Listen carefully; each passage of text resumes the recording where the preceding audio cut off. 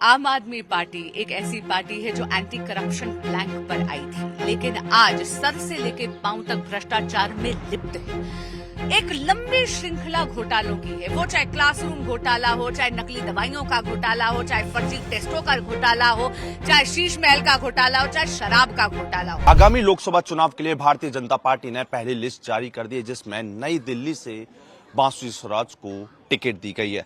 हमारे साथ बात करने के लिए बांसुरी स्वराज है। भारतीय जनता पार्टी ने आपको इस बार भरोसा जताया है, आप क्या कहेंगे, प्राथमिकता क्या है? पहले आप सबसे पहले तो कृतज्ञता ज्ञापित करूंगी हमारे यशस्वी प्रधानमंत्री श्री नरेंद्र मोदी जी के प्रति, आदरणीय गृह मंत्री श्री अमित शाह जी के प्रति, हमारे राष्ट्रीय अध्यक्ष माननीय जेपी नड्डा जी के प्रति, हमारे राष्ट्रीय संगठन महामंत्री बीएल संतोष जी के प्रति, वीरेंद्र सचदेवा जी जो हमारे प्रदेश के अध्यक्ष है, पवन राणा जी, अलका गुर्जर जी, जय पांडा जी और प्रत्येक भारतीय जनता पार्टी के कार्यकर्ता के प्रति।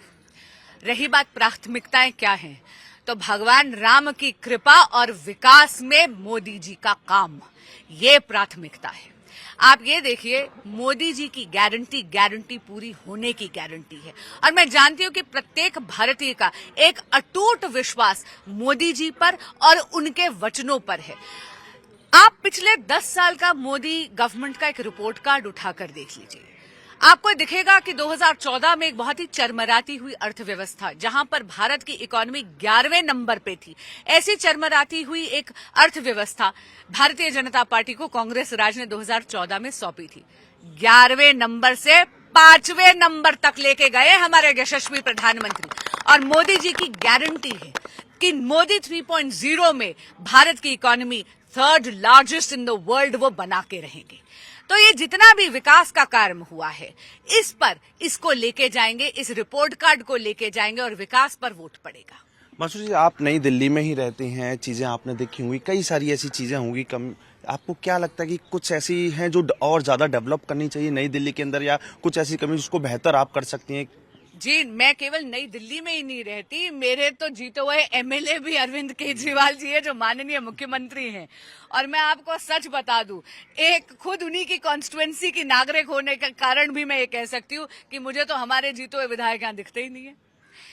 देखिए, आम आदमी पार्टी एक ऐसी पार्टी है जो एंटी करप्शन प्लैंक पर आई थी, लेकिन आज सर से लेकर पांव तक भ्रष्टाचार में लिप्त है। एक लंबी श्रृंखला घोटालों की है, वो चाहे क्लासरूम घोटाला हो, चाहे नकली दवाइयों का घोटाला हो, चाहे फर्जी टेस्टों का घोटाला हो, चाहे शीश महल का घोटाला हो, चाहे शराब का घोटाला हो।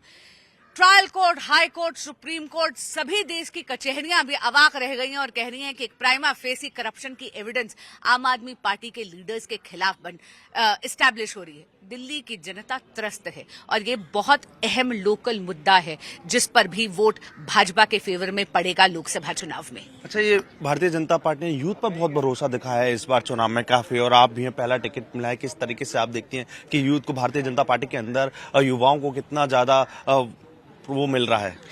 आप ये देखिए, ये है मोदी की गारंटी। इसमें मैं 2 पहलू आपके समक्ष लाना चाहूंगी, यूथ भी और महिला सशक्तिकरण की भी। अगर आप कल 195 सीट्स पे टिकट्स अनाउंस हुए, जिसमें से 47 सीट्स जो हैं वो युवाओं को दी गई हैं, क्योंकि हमारे आदरणीय प्रधानमंत्री कहते हैं कि विकसित भारत का जो एक सपना है, जो उन्होंने स्वप्न देखा है विकसित भारत का 2047 तक, वो 2 लोगों के बिना अधूरा है। पहला है यूथ और दूसरा है मातृशक्ति। आप ये भी देखिए कि दूसरी तरफ मोदी जी केवल महिला सशक्तिकरण की बात नहीं करते, महिलाओं के नेतृत्व में सशक्तिकरण की बात करते हैं, और इसीलिए नारी शक्ति वंदन अधिनियम उन्होंने पारित करा, जहां से 33% रिजर्वेशन पार्लियामेंट में महिलाओं के फेवर में आएगी। लेकिन वो अधिनियम लागू होने से पहले ही आप दिल्ली को ही देख लीजिए, 7 में से 2 सीटों पे उन्होंने फील्ड में मातृशक्तियों को उतार दिया है।